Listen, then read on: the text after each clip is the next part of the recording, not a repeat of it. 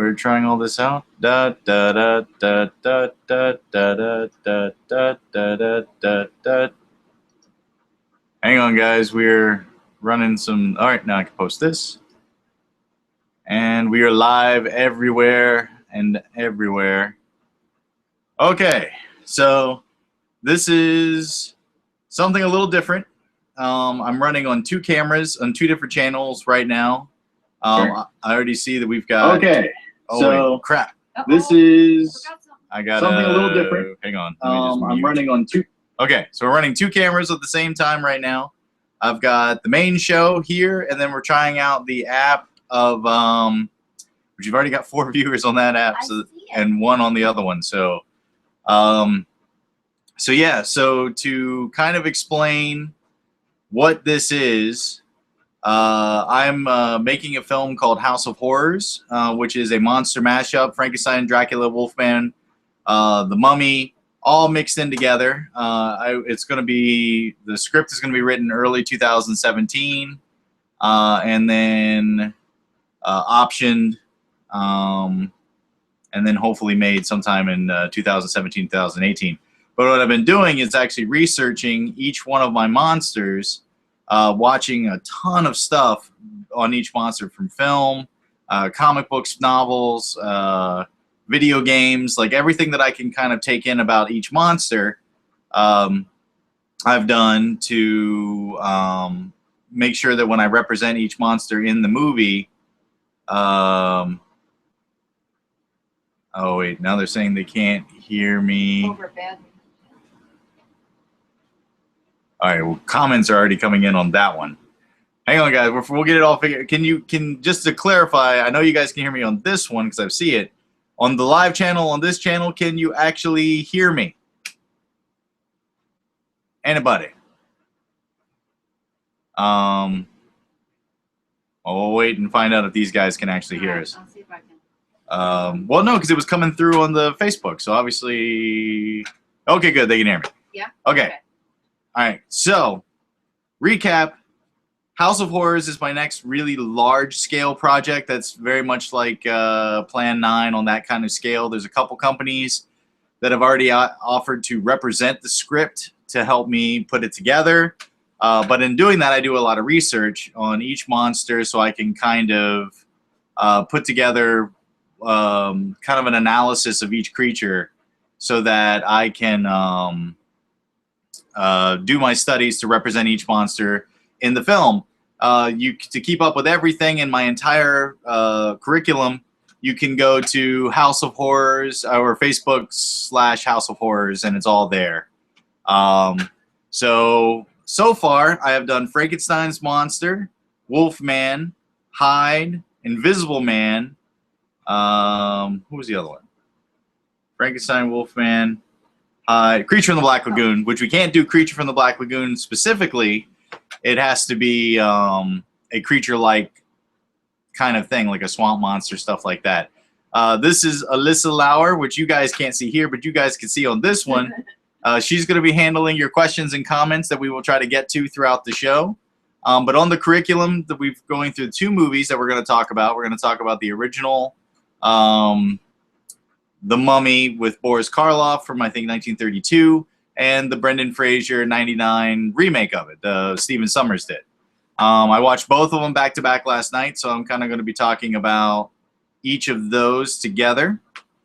And we're going to try to get through all your questions and comments as we go. And I think we're looking at this feed, and we're also looking at the feed on Darkstone that we're going to kind of do together. So, all right, Alyssa. I am having technical difficulties. We're having technical difficulties. I am reloading the page. So what I'll do is I'll talk about the movie. The first movie I watched was The Mummy 1932, Boris Karloff, which was interesting because what we know and think of The Mummy is not... It's only represented in that movie, but in all the, like, you know, the bandage guy with the walking in the hand is not so much in that film. They have a really great, creepy opening scene. The opening scene is worth it. It's better than the rest of the movie, just where they're down inside the trenches and actually digging up and opening the box, the curse box, and so on and so forth. But the really interesting thing that I got from both of these movies, because it's not really represented, I think, in any other film about the Mummy, no matter what you do, is the Mummy in those two films. He's kind of a sorcerer. He's like kind of a magic user, versus an unstoppable kind of slow-driven creature that's just after you. These guys can actually use powers. Boris Karloff did it, where he could look through a pool of water, get an image of a person somewhere, reach out and stop their heart or cause them to have a heart attack. And then, of course, in the Brendan Fraser 99 Mummy, that guy could do anything. Like, he just became sand. He can go through little windows. He can become giant storms, shut and closed door. I mean, he had basically any power that he could possibly want, he had. And so it's interesting because I've never, you don't really think the Mummy being a sorcerer or a magic user, but he obviously was. And that might be something that will be really fun, because the Mummy was definitely at the bottom of my list of like favorite monsters to come up and talk about. But I learned a lot when I did Frankenstein's monster, that he ended up being a lot more interesting to me as I did my studies, where when I first started, Frankenstein's monster was not. He was definitely at the bottom of my list. The same with the Mummy, but now that we're kind of digging in, they start to raise up the list because I kind of get to know what's so cool about it. So yeah, we'll talk a little bit more about those two movies. But yes, what do we got? We have some comments and suggestions from a couple of weeks ago. So Rhonda Hicken said she guessed she missed the last Invisible Man. Sorry, we missed you, Rhonda, wherever you are. She said to stay creepy. Yes, I and will. then sent a sad face. A sad face. A very sad face. And then Donnie Sturgis, our pal. Good old Donnie. Good old Donnie. The only thing that springs immediately to mind was a cartoon series in the late 90s called Mummies Alive. It was actually a fun little show. Mummies Alive made my list. It's in my curriculum. If you go to Facebook / House of Horrors, my whole curriculum is up, and it has dates of kind of when I try to catch everything. So you guys can come check that out there. And but Mummies Alive is on my list. I'm going to give it a look. I've heard of it, but I've never actually seen it. Well, he also added, and by that extension, I guess you could study Mum-Ra and Thundercats. Not going to do, I'm doing more mummy-oriented, like history of like resurrection, what defeats them, what powers they have, stuff like that. So more affiliated mummy movies versus short films or segments, because I think it's Creepshow had a mummy segment, and there's Tales from the Crypt episodes that had a mummy segment. I'm probably going to stick more to movies because there are a lot of them. So Mum-Ra's probably not going to make the list, but Mummies Alive will, because it's like the only television show I think in existence that is about mummies. Like that's the leads. Well, he also sent in another comment. Oh, and I just thought of this one: the Mummy segment from Tales of the Dark Side, the movie. That's the one I was thinking of. Yeah, I won't be doing that one mainly because I also know it so well. But I'm more sticking to the actual mummy featured horror films to start with. We will eventually do versus films where we can find anybody, Dracula versus Frankenstein, Frankenstein meets the Wolfman. We'll do versus films, and then we'll do monster mashups, which is 3 monsters in one, that I'll be doing as well.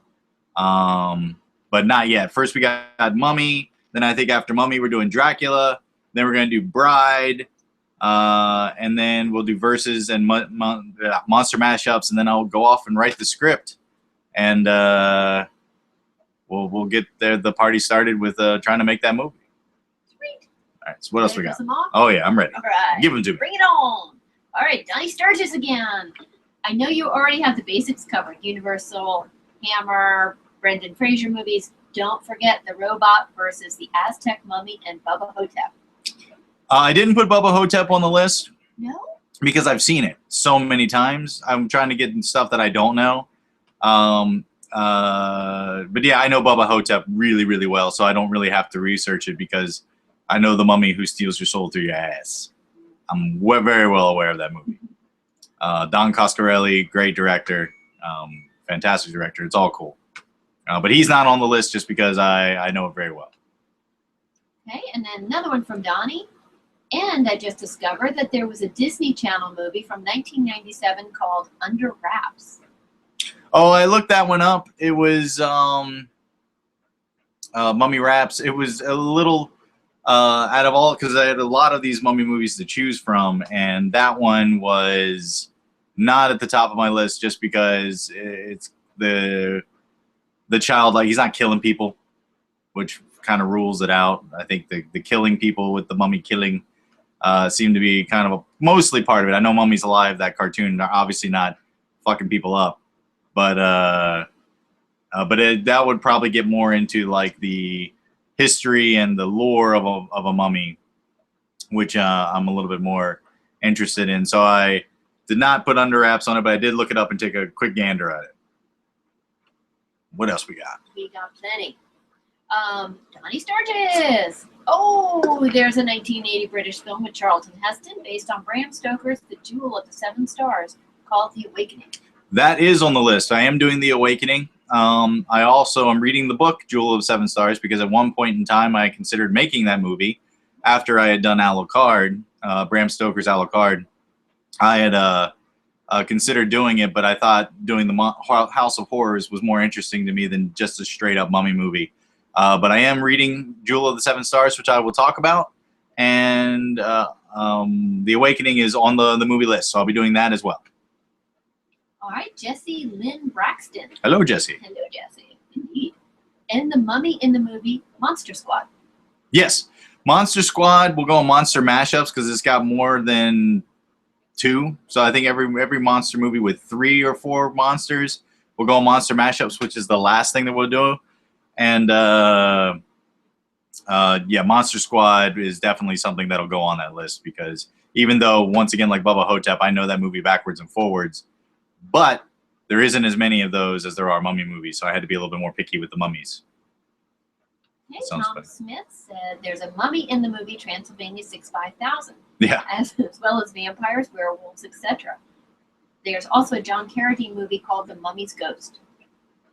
I think The Mummy's Ghost is on the list. That's a Universal film, so I think that one is on there. Transylvania 6500, however, it depends on monster mashup, but it's not quite their spin-off monsters. They're not actually Emotep or Khufu or Frankenstein or Dracula. They're just vampires, werewolves, and monsters, and that kind of thing. So it's a debate on that one. But you never know. It all depends on where we end up landing, whether we use that or not.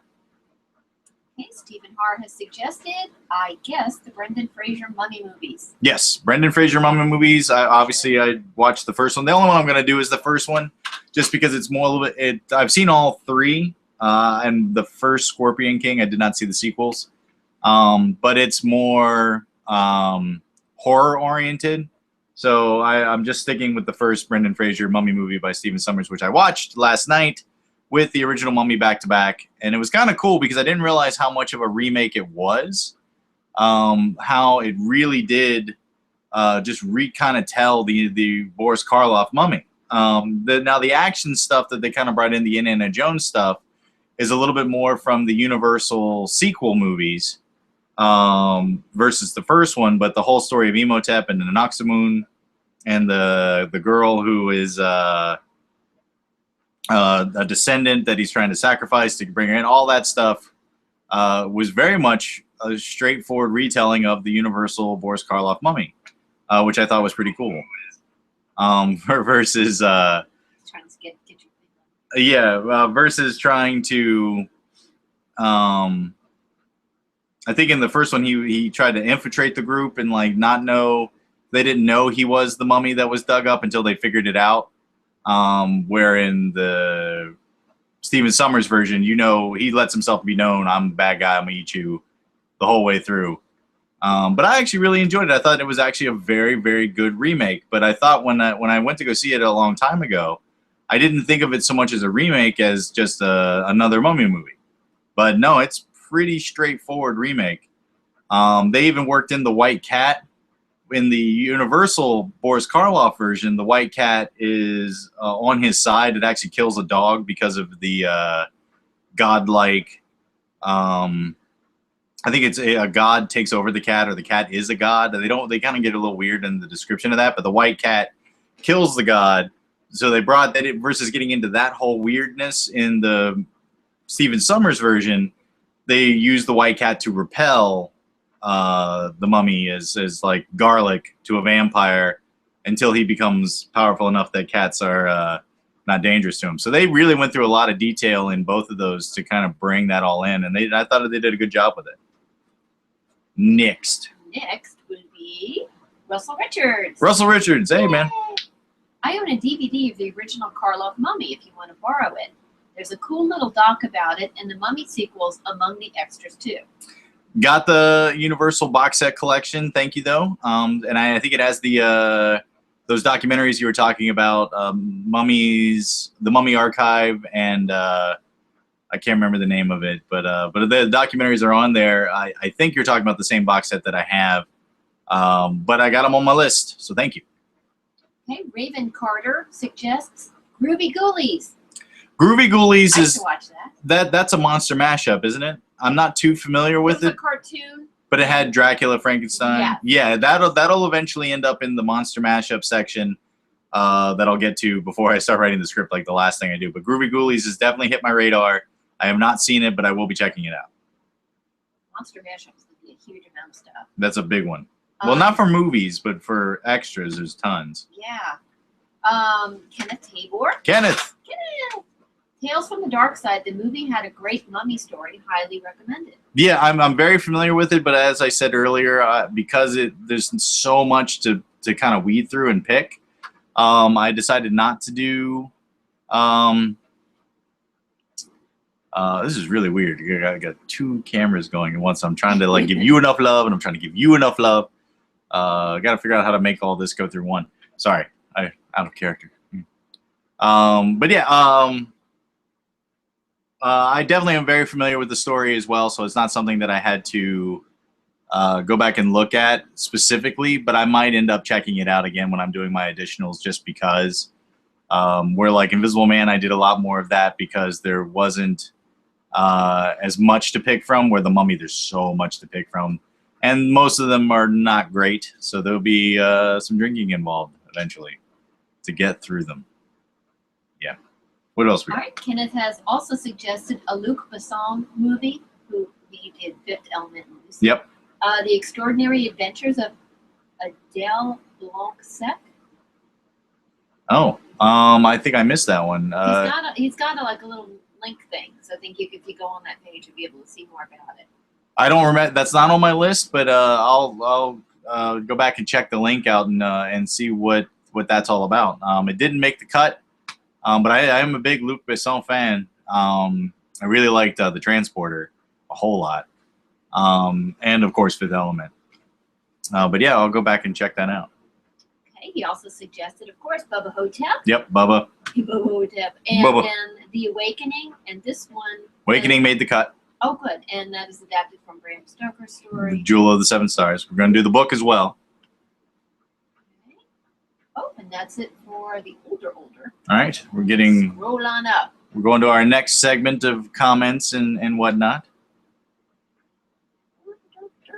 I know Stephen Haar hopped in there eventually.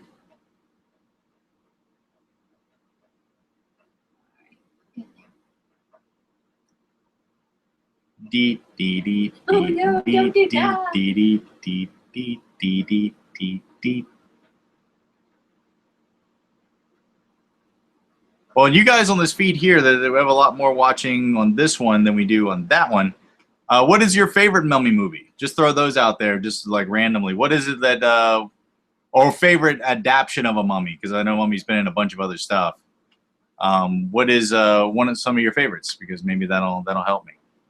Okay, we All right. have an older comment from Stephen Haar. Stephen. Stephen, prior to your studies, Where did you rank the Mummy on your list of favorite monster characters? Not high, to be honest. The Mummy was definitely lower on my list just because there wasn't much to most of the iterations of the Mummy. He's very slow. He's almost a zombie with like super strength. But now that I'm seeing the 2 films of him as like a sorcerer where he's got more abilities and a brain, I am a little bit more interested in him because most of the time when they do a Mummy, he is kind of like this unstoppable force, but he's not very smart, and he doesn't have a lot of power. He's just very strong, but very slow. So he didn't get high up on my list, but now as things are progressing, I'm kind of excited to write a character. I think that's a giveaway. I think I'm giving away right now that he will have powers because that's kind of cool. Okay, from Stephen Hart, just how strong or weak is the Mummy?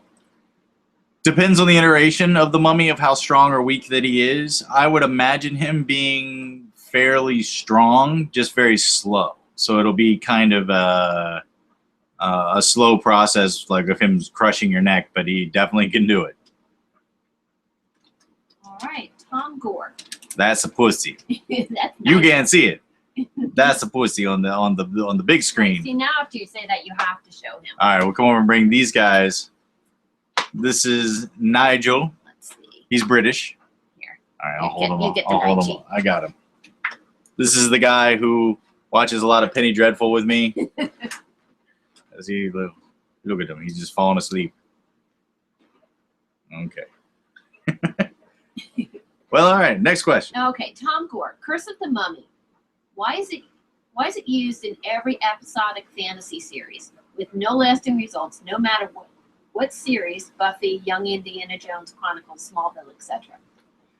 Curse of the Mummy is used, I think, primarily in most TV shows and movies and stuff like that because 1, public domain, anybody can do it, and 2, it's very easy to write because he doesn't have a lot of character to him. He's more of like just a senseless creature that's just an unstoppable force, which is very easy to work into stuff like Buffy, Smallville, that kind of a thing. But there's something people find of interest to it because of the Raiders of the Lost Ark, the kind of dig of an ancient society. So they has that element to it of like the research and like kind of the history of him. But then also he's just an unstoppable monster force, which is which gets people excited as well when they have to have an opposing 1 episode enemy to their hero. Next is Stephen Hart. Stephen. And he says on the side note, apparently Universal wants Dwayne Johnson for the Wolfman remake, and he has a link to it. Well, I'm not entirely excited about the new Universal line of monster movies. 1, because this is my idea, but 2, just the kind of the people they're choosing for it. I mean, I could be wrong. Once the movies come out, they could be amazing, and it would be cool because it's going to bring a lot of attention to the monsters that maybe aren't there right now. But Tom Cruise versus a female mummy doesn't sound that entertaining to me, but it could be fun. Johnny Depp is the Invisible Man. Russell Crowe is Hyde, which I really don't like. But then again, I didn't want Tom Cruise to play Interview with the Vampire, and he completely proved me wrong. So you never know. And the fact that they're tying it all into a universe and stuff like that could be interesting.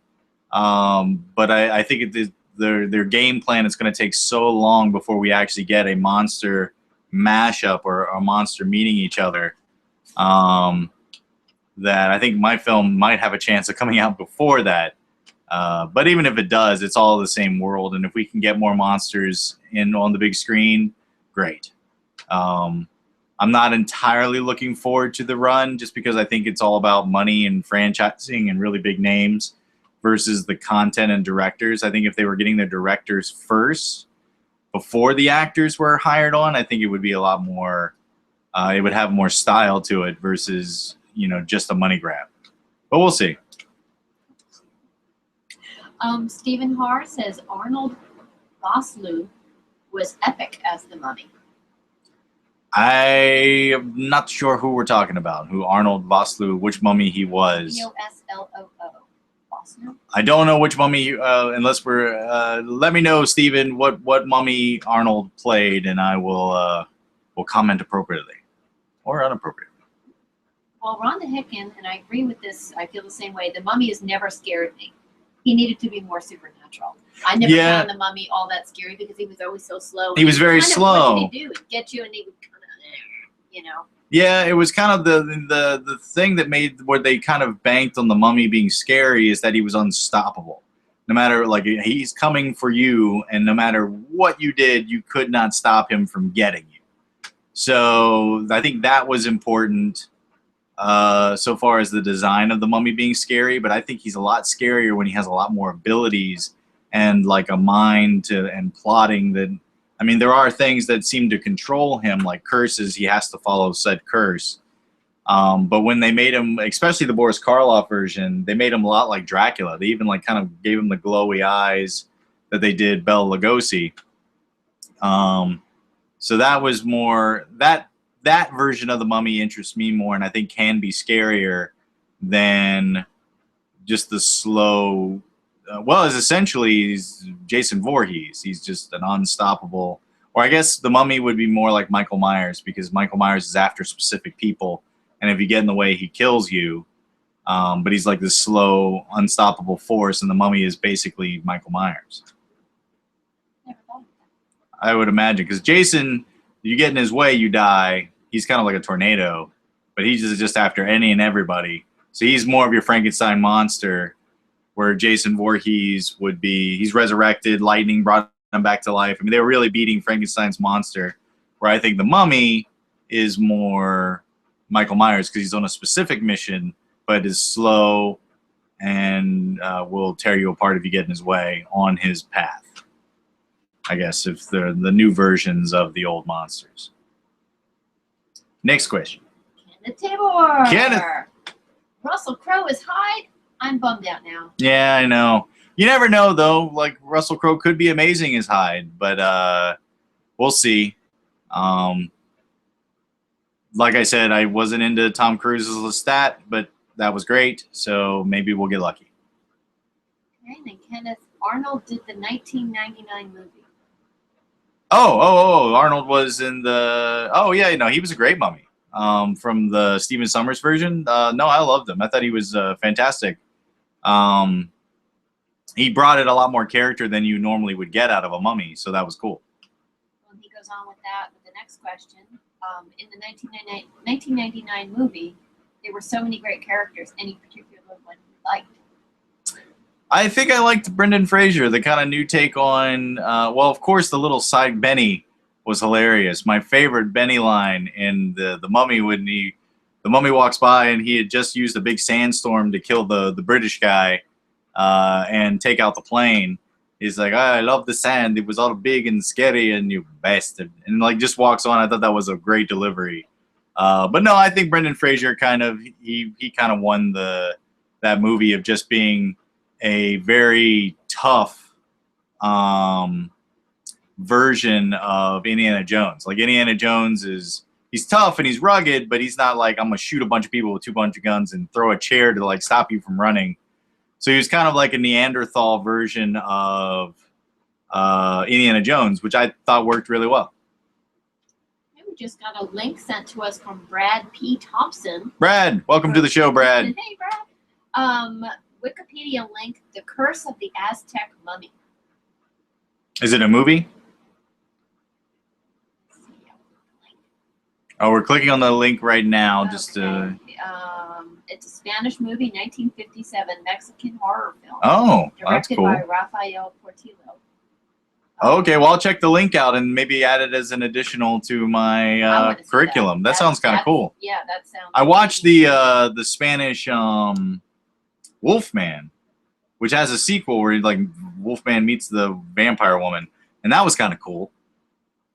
But yeah, no, I'll check out the Curse of the Mummy. That'll be cool. Aztec Mummy. Yeah. And he says yes, it is Yeah. Okay. a movie. And then Scott Richter. Scott Jaegerman. That's Jaegerman. That man got me drunk in Kentucky at, what was the convention? Fright Fest. I think it was Fright Fest. Anyways, Jaeger Man, I remember you. Okay, there's weird things going on with this link. And the questions, like with the telephone one, the questions come, but if we don't look at them quick enough, they're disappearing. oh, you can't go back and look until it's over? I don't know, but I saw stuff earlier, so let's rock through these. Fright Night, okay. Okay, okay, Scott Richter, the cartoon Night Warriors, based on the dark. Oh, keep moving. Oh, Okay. we got to get them as they come. This is a problem. The Darkstakers video game, or even the video game Castlevania. Oh, Castlevania, yeah. That'll definitely go on Monster Mashup because that is all the original monsters mixed in. However, I know how hard that game is, so I might have to like watch a video of somebody beat it because I am not that skilled at that kind of thing at all. But I definitely want to check out the storyline because I know that goes on. But I think in the sequels, does Castlevania, do they actually meet up with anybody other than Dracula? Do they meet with Frankenstein, Wolfman, any of those guys? Or is it literally just the first game that does, and then the sequels deal with other stuff? You have to let me know. Hey, Brad P. Thompson, favorite Monster Squad, Karloff's Mummy, and D&D Master Mummy. D&D Master Mummy. I'm not sure I'm familiar with that one either. Yeah. And then Brad P. Thompson says robot. Oh, I think that's... It could be because the questions are scrolling, so there could be there is more one spread. that he fights a robot. The mummy fights a robot. That's it. That's the Spanish one, where the mummy fights a robot. That's pretty cool. Scott Richter says Fright Night. That's what Fright Night was where we met, and he got me drunk on Jaeger. Jonathan Moody, they are doing a mummy movie with Tom Cruise. Yep. Yeah. Well, hopefully it'll be good. And that is it for the scrolling. I'm sorry about the scrolling. Once it goes, it goes. I can't. Okay, I so don't know apparently if I the can way go the back. scrolling questions go, they come so quick. We'll have to get to those in the next show. We will answer your questions, we promise, but I think they just go. They go so fast that it's hard to keep up with all of them. But are we? Is that it? Are we caught up then? We have one more with Kenneth Tabor. Okay, Kenneth. 1932 Mummy ended kind of funny to me. I like she called upon the old gods to help, but seemed unsatisfying. Yeah, I mean the way the mummy goes out. I mean in the remake they kind of changed it as well. They used like a they used the book, not the Book of the Dead, but like the Book of the Gold. Can't remember the name of it, but they use the spell that pulls his immortality away, and then they're able to just stab him, which is a little bit more satisfying than in the original. She just goes on. I think it's like I think it's Isis, like the god Isis, and she just smites Boris Karloff for being evil, which is a little unsatisfying that there was no actual physical, or not just physical, but just like the good guys never really did anything with the mummy other than just run from him. That's all. That's all they did throughout that whole movie. They never really took the fight to the mummy. They just, well, they tried to burn the scroll to get rid of him and it didn't work. But yeah, I mean, it was a great movie. Definitely the best part of the Universal Mummy is that opening scene, which gets the guy laughing and kind of going crazy. That was great. But I definitely think they improved some things in the sequel or remake, which were great. All right, let me just do one last refresh. All right, that is all I have at this moment. All right, guys, that's it for this show. We're up again in a week. You can check my at House of Horrors Facebook / House of Horrors. You can check out the movies that we're going to be talking about in the next show and the date and time for the next show. And then we will get to all these questions that came in this feed that we didn't get to because they just come so fast. But yeah, guys, thank you so much for watching, and we'll be back again. This